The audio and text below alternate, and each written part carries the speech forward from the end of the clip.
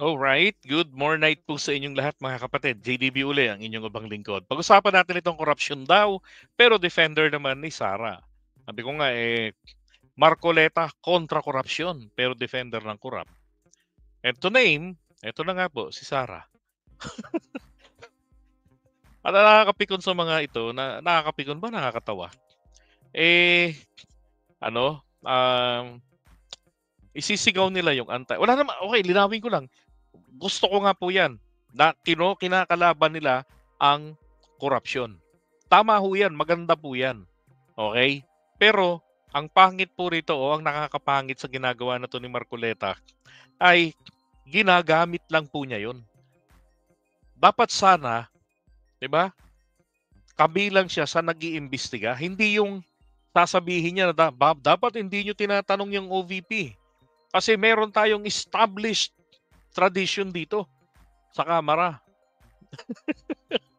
It's a time-honored tradition. Ibig sabihin, mahaba ng panahon na nagpapabaya ang Kamara de Representante sa pera ng taong bayan. Hindi sila nag-i-scrutiny kahit mahabang panahon na ang imahe ng Kongreso ay lupon ng mga buwaya. Di ba? O hindi bayawak dahil pagka mga bagito, bayawak pa raw. Pagka nagtagal na, mga buwaya na dyan. Diba? So mainam nga ho ngayon, ang ating kasalukuyang Kongreso, nag-iimbestiga sila. Nagpa-function sila. Yung oversight function nila, ginagamit nila. Diba? And apparently, kontra dito, si Marcoleta. Now, look, sabi niya rito ha. Tingnan po ninyo ang korupsyon sa bansang ito. Nalulunod na tayo sa korupsyon. Wow, ha? How much does this country spend every day? 15.8 billion every day. Magkano naman ang ating kinikita araw-araw? 11.7 billion. So gumagastos tayo ng mas marami kaysa sa kinikita natin. Ayun ang nakalagay sa figures mo. 'Di ba? Anong deficit? Andyan din yung sagot. 4.1 billion. Yan po ang inuutang natin araw-araw. Unang-una ho, tingnan niyo yung banat dito ni Marcoleta. Tingnan yung misleading ni Atty. Marcoleta ha. So rito, it's about corruption.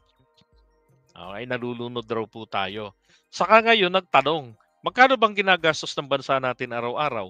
Magkano ba naman ang ating kinikita? Anak ng putya, corruption yung inaano mo. Tapos titira ka ng economics.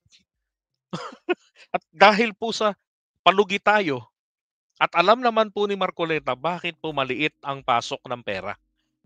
Bakit maliit ang ating kinikita? Meron tayong 4.1 billion deficit araw-araw. Ewan ko saan niya kinuha ang figures na to. But for the sake of the argument, let's take this. Di ba? Natural, magkakaroon tayo talaga ng deficit dyan. Kasi nga, hindi po tayo kasi klase ng bansang maunlad na nag-i-export na meron tayong maraming malakas ang produksyon sa atin. And besides, service-oriented ang Pilipinas. At saka anong kinalaman, 'di ba? Nitong kung 11.7 billion lamang ang kinikita natin. Ibig bang sabihin ang gobyerno nagninegosyo? Haliw. Ang style nito ni Marcoleta no? Nakakaano simpleng bobobohing ka Sisimulan ka rito sa korupsyon ng bansang ito, nalulunod tayo, tapos titirahin niya ngayon yung economic aspect, magkano yung gastos, magkano yung kita natin, yung revenue, then magkano yung diferensya. Tapos banat, ito yung araw-araw na halaga ng inuutang natin. Para saan? 'Di ba? Ang tanong ko nga po rito sa ginagawang ito ni Marcoleta ano ba ang nagawa mo? Para sa ekonomiya ng Pilipinas. Hawak nga niya yung Department of Energy. Tama lang talagang tanggalin sa kanya Bakit? Wala namang siya nagawa Hindi nga niya di ba, hanggang ngal-ngal lang siya sa Kongreso. Hanggang gano'n lang siya kay Raffy Tulfo. No? Pero pareho lang silang walang nagawa. 'Di ba? Diyan sa sa energy. Hindi rin yan napababa yung singil ng kuryente na napakahalaga po, napaka-importante, 'di ba? Para ho sa mga negosyante rito sa mga production. Matalino ho si Marcoleta. Nasubukan na po natin 'yan nung panahon po ng sibakin nila ang pangarap ng mga Lopez na magkaroon uli ng extension ng kanilang prangkisa. Pero ang problema ngayon, kasabi ko nga, kapag ka ikaw ay nagdikit kay Duterte, nako, kay unang-una kailangan mong manindigan na pro-China ka na rin, 'di ba? At i-justify mo rin ang desisyon mo, kabilang na rin ang kanyang pagtataksil sa bayan. And eventually, ganun na rin ang iyong gagawin. Huwag lang kayong sama-samang mapapahiya. 'Di ba? Sabi nga ng iba, pagka nagdi-DS ka, talaga magiging tatak mo katangahan eh. Sabi rito, magkano na po ang ating utang? 16 trillion. Uy, magkano po ang diyan, ang participation ni Duterte? At yung 16 trillion na yan, hindi nga po niya dapat binabanggit niya na kung magkano ang utang ng Pilipinas, then yung figures na 16 trillion. Kasi po yan sama-sama lahat yan. Magmula pa noong 1986 hanggang sa kasalukuyan, wala ho tayo sa history na na-zero natin ang utang natin. Palaki ng palaki sa bawat paglipas ng taon ang nagiging utang ng Pilipinas. 'Di ba? Pero yung to the point na tanong magkano na po ang ating utang? And then 16 trillion pesos. Ano to? Parang tipong kasalanan ng gobyerno, nagkaroon ng gobyerno ngayon at nagkaroon tayo ng ganyang kalaking utang. 'Di ba? Ganito yung diskarte ni Marcoleta to paint a picture. 'Di ba? To taint the image of the government. Sabi niya, bigay ng akap. Akap dito, akap doon. Puro akap. O nga naman, kasi naman po mga kababayan, dapat ganito. Hopya dito, hopya doon. 'Di ba? Dapat puro hopya naman, hindi puro akap. Naklang baka. Sabi niya, hindi po yan ang gawain ng House of Representatives. Tanong, ano ho ba ang gawain ng House of Representatives? Katulad ng Senado, manggagawa ho ng batas. 'Di ba? Tama. Manggagawa ho ng batas, lawmaker. Pero meron pa ho isang nakakalimutan dito si Marcoleta na mukhang hindi ho niya ginagawa. Dahil wala po siya yata talagang kinikilalang constituents. Mga kapatid, let me ask you. Yun po bang kanyang party list na kinabibilangan? Ito ho bang sagip? Ano ba talaga ang mandato ng sagip party list? Ano ba ang ibig sabihin ng acronym na yan na sagip? Sino nakakaalam? Paki-comment.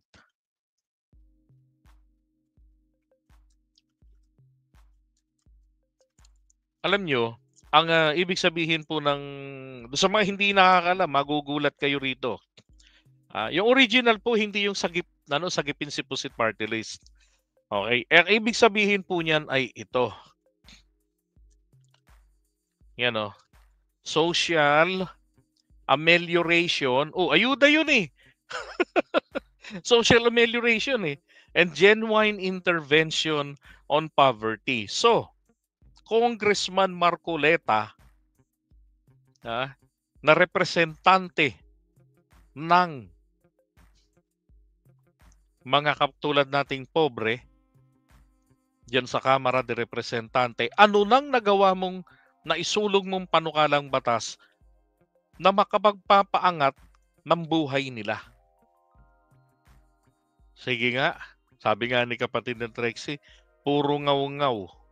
'Di ba? Ngaw-ngaw lang siya, doon na lang.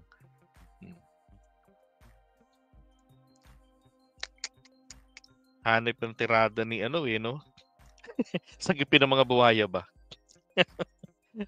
Hanip din tirada nito ni Congressman Marcoleta. Kunwari, galit sa kurap. Diba? Pero defender or protector ng mga kurap. Oh, bakit hindi niya i-call out ang OVP doon sa CF? 'Di ba? Na sige, walang Mary Grace Piatos, pero yan ay code name pala. Okay, but who is this person? Sabi nga ni Senator Ping Lacson base ron sa guidelines 'di ba? Dapat may verifiable 'yan. Oh, kasi nga ang CF po ay subject ng full audit. At pagka full audit, pwede ho talaga itong malaman kung sino-sino. At hindi nangangahulugang nalaman ng kongresista, ipagkakalat niya na. Yan po'y ilabag sa batas. Pwede siyang makasuhan sa Ethics Committee at ikatanggal niya sa pwesto kung pagiging chismoso. Ay nako, Congressman Marcoleta, buti na lang di ka nanalo, matras ka kaagad. 'Di ba? So ito ho yata ang mas mukhang akma. Literal talagang sagip, 'di ba? Sagip Sara party list. Sabi Marcoleta matalino na punta kay Duterte, naging bungaw. Naging bungaw na din. Sagip para sa pamilyang Duterte, hindi para sa pamilyang Pilipino. Correct. Shout out kay Wing TV. 'Di ba? Baka naambunan ng mga pro Duterte si Nabobong Marcoleta. Akala ko matalino yan, nagpapadala sa kanyang emotion. Yun nga Ayan. Yun yung Sir JDB. Sinasadya ni Sarang Baliw Duterte na lahat kasi she's it's provoking the government to arrest her at magkagulo at para i-declare ang martial law at gagawin nilang panira kay PBBM. Yeah, that's correct. Ganun nga po talaga. Diba? Gusto nilang mapilitan ng Pangulo. Well, apparently, they underestimated the president. Yun lang masasabi ko dyan. At ngayon, diba, she has to dance with the music. Not just face the music. Kailangan niya itong sabayan. Diba? Pananagutan niya yung kanyang mga ginawa, yung mga pagbabanta niya.